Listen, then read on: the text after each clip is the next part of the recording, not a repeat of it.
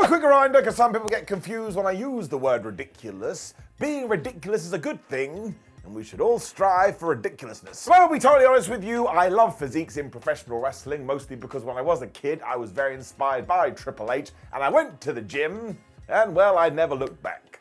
Both the best and the worst thing I ever did. Now that doesn't mean that everybody should jack, because wrestling should always be a variety performance, but let's face it, everybody likes to talk about the aesthetic when it does come to sports entertainment. So I am Simon Miller, and this is the 20 most ridiculous physiques in pro wrestling ever. Number 20, Kane. So let's go with 1997 Kane.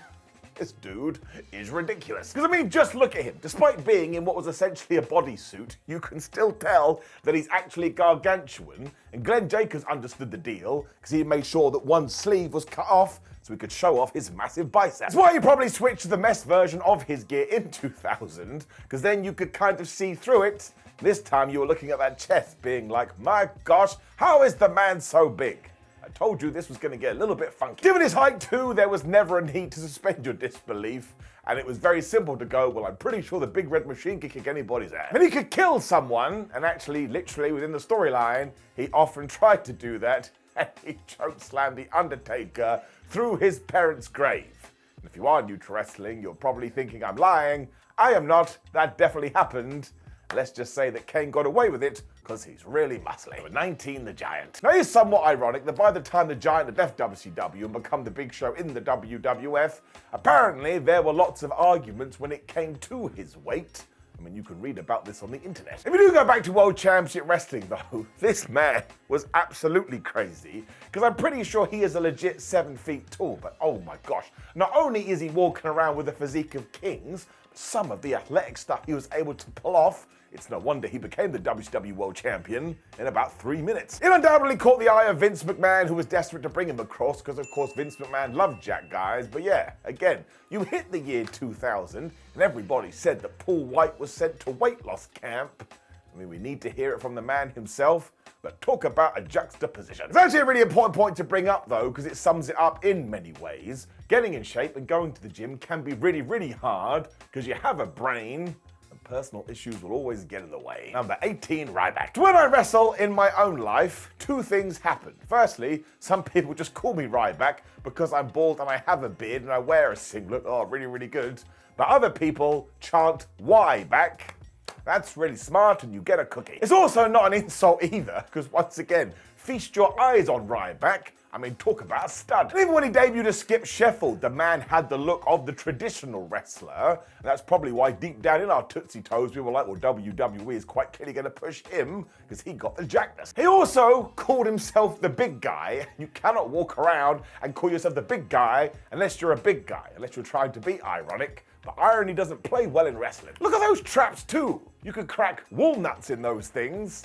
Don't know why you'd want to do that, or how it would work from a physics point of view, but we ain't talking about physics today, because we're talking about physiques. That was pretty clever. Number 17, Nicole Bass. Now, I strongly urge you to find the Crime in Sports podcast episode about Nicole Bass, because man, they will give you all the information you need. I really do think that she was misunderstood, but they also chat about the fact that, of course, Nicole was active on the female bodybuilding scene, but she didn't actually win that many competitions, because that all comes down to your aesthetic and your conditioning and a bunch of other stuff. But in terms of sheer size, even the other competitors were like, oh my gosh, Nicole Bass is massive. And then she passed the airport test, which of course is why the WWE hired her. Also because they had seen success with China, and now they wanted a round 2. Sadly, Nicole never really found her feet when it did come to pro wrestling. And she also had a lot of personal struggles in her own life too, especially when it came to her femininity. So once again, make sure you go read up about this stuff before you do go to the gym. It can be a treacherous path, and mostly you want to make sure it benefits you.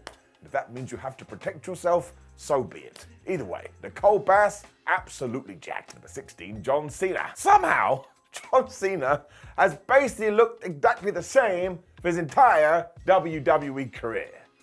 It's pretty much insane. It definitely means he's got those good genetics too, and this is going to sound really weird, but I actually think when you take a step back and look at it, he does have the perfect top guy WWE physique. Because sometimes non-fans will look at wrestlers and go, oh, he's too freaky because he has like a vein popping out of his head or something. And while John Cena was absolutely a vascular guy, I don't know, man, there's just something very pleasurable about his body.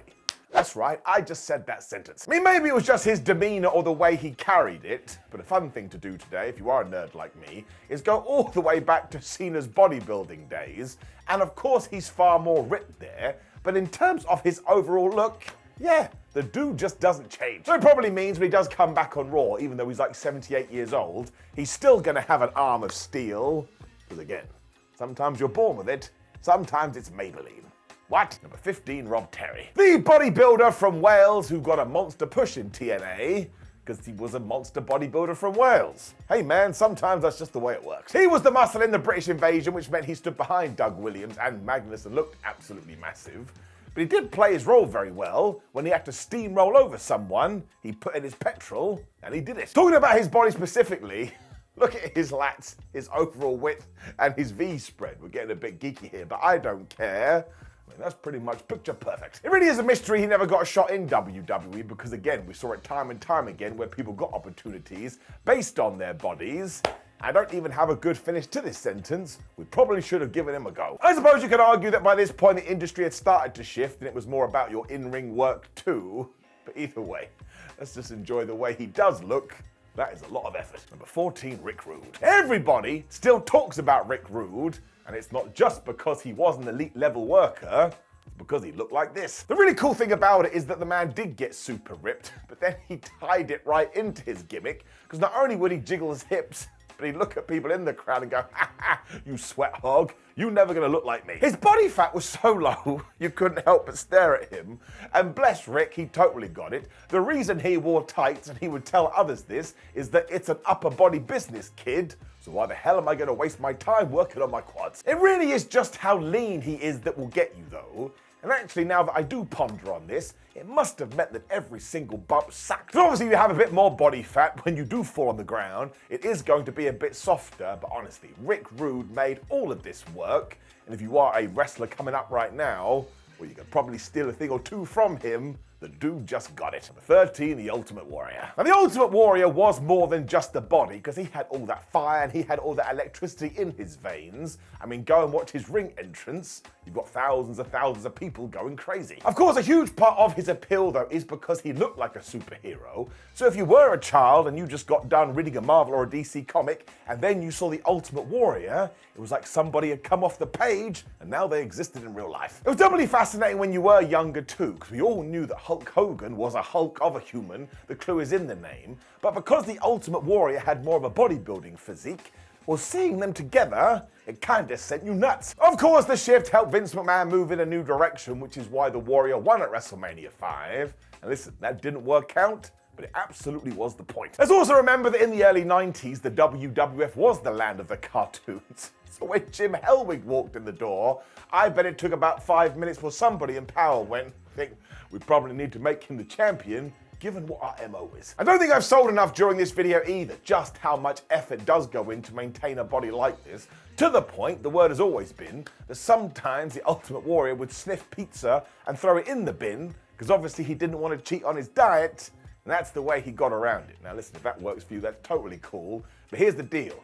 You can have a slice of pizza, unless you're about to step on a bodybuilding stage, you're gonna be absolutely fine. Number 12, Batista. I mean, what an absolute unit. Now, Batista is still massively underrated in terms of what he was able to do in the ring, but I do get it. If you decide to get into the industry a little bit older, like Big Dave is, and you look like that, well, you're probably gonna do better than most. He is such an interesting dude too, because recently he has slimmed down for his acting roles, and just understands the process. He's also somebody that admits how tough it can be and talks about how mentality and everything ties into this.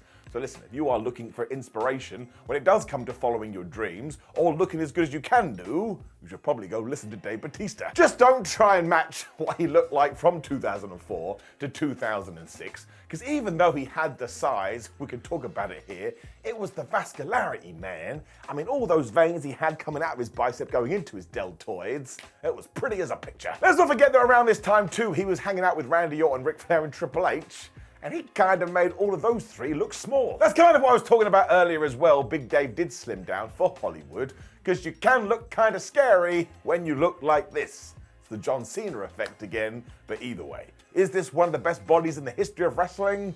You bet your ass. Number 11, China. China really still doesn't get the credit that she does deserve, because man, in the late 90s, nobody was doing what China went out and did. Because not only did she come along during the Attitude Era when it was a very male-dominated business, but she stood out, I was going to say like a sore thumb, but that sounds disparaging. Like a really, really good thumb. I mean, D-Generation X would not have been as successful without her. She was also just so jacked, to the point one day the WWE went, well, I think we can put her in the Men's Royal Rumble, and she can probably win the Intercontinental title too.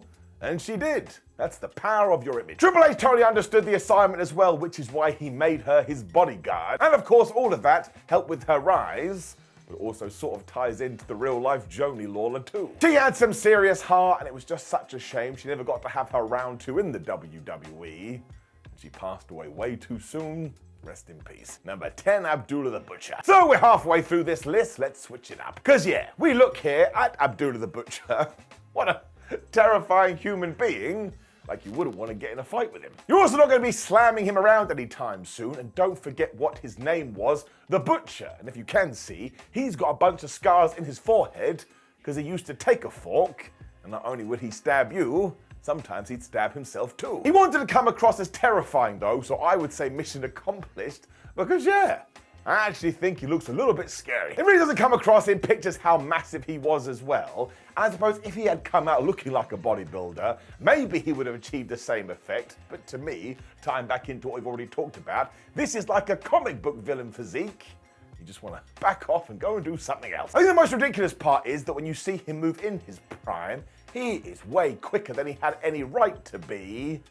Abdullah the Butcher definitely should get a shout. Number 9, Brian Cage. I mean, the dude could probably step onto a bodybuilding stage tomorrow and do pretty well. That's absolutely ludicrous. It's why when I got to interview him for What Culture, I was like, screw wrestling. I just want to talk about going to the gym and your diet. And yes, you can probably find this today.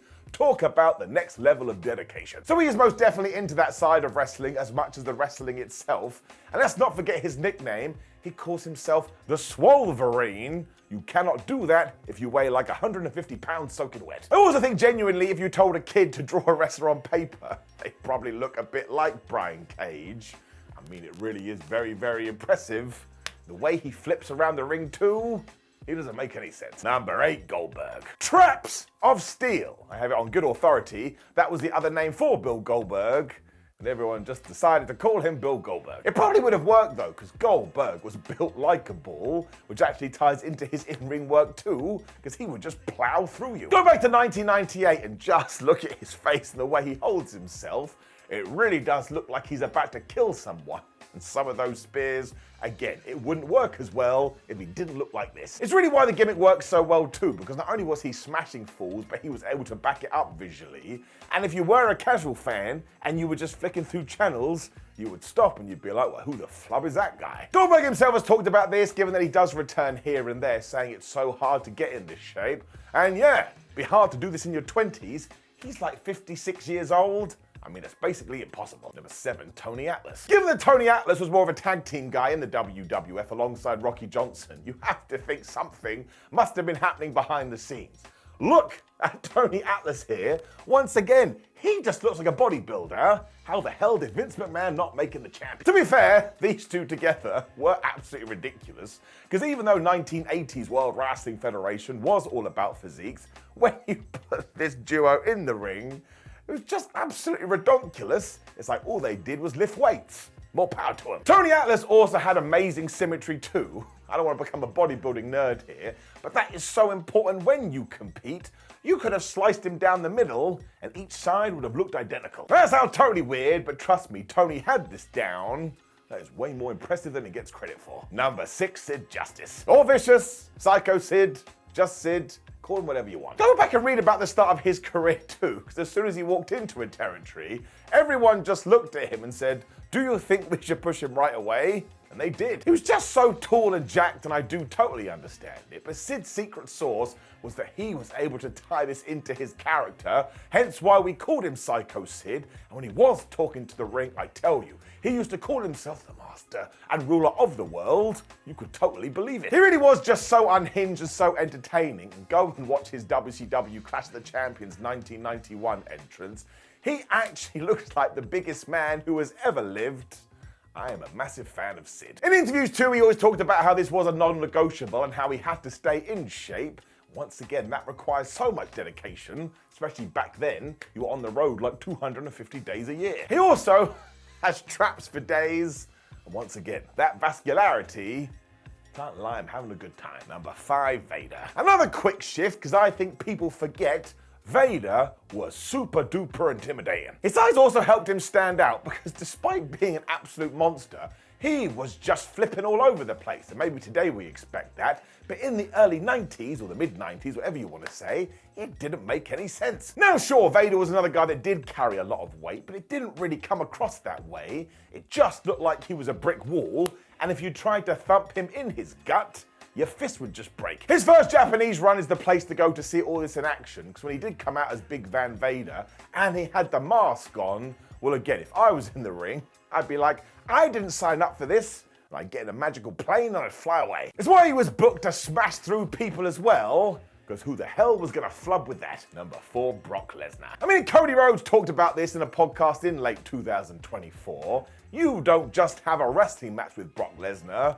you get into a fight. He also mentioned how you really don't understand the true size of the man until you do get in a ring with him, and that's true. If you've ever been at a live show and Brock Lesnar does come out, you feast your eyes upon him and you're like, well, that can't be real. He looks like a cartoon. The true magic, of course, when it came to Lesnar was his speed, because sometimes he would go from outside of the ring, inside of the ring, at such a pace, you presumed it was actually like 9 cats just tied together pretending to be a human.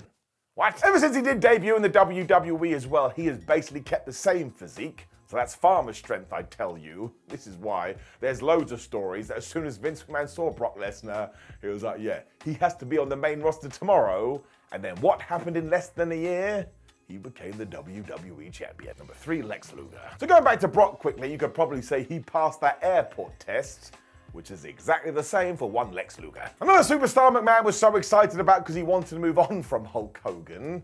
The main reason Lex did get his push is because he was basically 5% body fat. And do not forget that when Luger was first hired by the WWF, he was meant to be in the WBF, which, yes, was the World Bodybuilding Federation, which did not do very well at all. But that is the kind of shape he was in. Wrestling companies will hire him saying, oh man, you could be in a bodybuilding competition. And listen, they weren't blowing smoke up his ass. It was true. It also did give him an unfair reputation later on in his career, because everybody was like, oh man, Lex Luger was just a body. That is total poppycock. Go and listen to when he won the WCW title on numerous occasions. Fans would go absolutely nuts. They loved him. I also genuinely think in terms of overall balance and conditioning, when it does come to bodies, Lex could be number 1. I mean, the dude looked like he was ready to be on the cover of fitness magazines all of the time. That really is very impressive. Number 2, Triple H. In 2000 and early 2001, everybody was saying the same thing. If you were gonna sit down and draw the ideal professional wrestler, you would draw Triple H. Aside from transforming from the DX crotch chopper into the game, maybe unknowingly, he inspired generations of kids, myself included, because I was just so in awe, given how he did look. We've already talked about it. I got my ass off the couch and I went to the gym, which I've been doing ever since. The size of the man when he returned in January 2002 from his quad injury is just incredible. And today, people still argue this, oh, he was too big to wrestle in a ring. Screw that, man. When I was a kid, I was just like, oh my gosh, it's the best thing ever. That's the way I want to react to wrestling. I'm also not sure anybody has worked their physique in so well when it does come to their character or doing a big personality shift, because when Triple H did this, my gosh, he ticked all the boxes. To this day, it remains the goal. Listen, I am never going to look like that, but am I ever going to stop trying? No, because just to use that word again, that's how much he flubbing inspired me. Number 1, Scott Steiner. So, why does Triple H not get to number 1 in this video, even though he is my personal favorite physique? Well, I'll tell you. The title did have ridiculous in it. And who more ridiculous than Scott Steiner? It's sort of funny because people think that Scott blew up when he did become Big Papa Pump. This is absolutely a lie. You can go back to Raw in the early 90s where he's teaming with Brother Rick, and you look at him and you go, oh my gosh, he's gigantic then too. And the main reason people do discuss the big booty daddy character more is because he had peaks for days. He would talk about his bicep peaks for days, and the vascularity, man. Honestly, Who the hell has ever had a vein pop like that? It's the reason he was able to call himself Freakzilla 2. Trust me. Everybody noticed. I mean, it was a mad body to have in real life, but it was also a mad body to have in wrestling. The guy was just a man mountain. And listen, he did become the WWF champion. Don't think those two things are exclusive to each other. So now you get to talk about tanks, which you can do in the comments below. It's the best video I've ever done. Please also like the video, share the video, and subscribe. And look, there will be another video up there. Not sure how it's going to tie into this. So click it and see what happens. Otherwise, my friends, I appreciate you very much. And again, if you are going to the gym, remember you're doing it for you and nobody else matters. And if you are thinking of going, I promise it will be okay and it will help you down the line. And if you just want to sit on the couch and eat pizza, that's fine too. Just be happy. I'll see you soon.